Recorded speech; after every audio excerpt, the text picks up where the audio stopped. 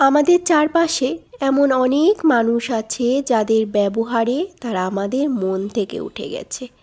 তাদের জন্য ভালোবাসা বা ঘৃণা কোনোটাই এখন আর আমাদের মনের মধ্যে আসে না। সত্যি ঘৃণা করতেই হবে এমন তো কোনো কথা নেই। তবে মাঝে মাঝে মানুষ মন থেকে উঠে যায়, সে যেই হোক, বন্ধু কিংবা কাছের মানুষ। আগের মতো তাদের প্রতি আর আগ্রহ থাকে না।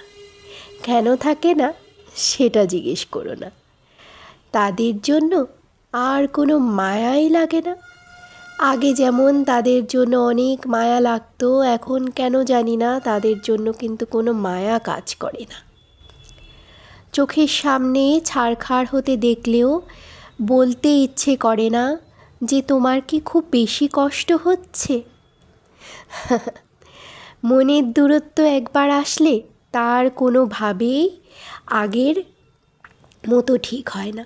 ঘৃণার চাইতে আগ্রহ হারানো বেশি ভয়ঙ্কর বলে আমার মনে হয়। আমার এই কথাগুলোর সাথে তোমরা কতটা সহমত পোষণ করো কমেন্টে জানিও।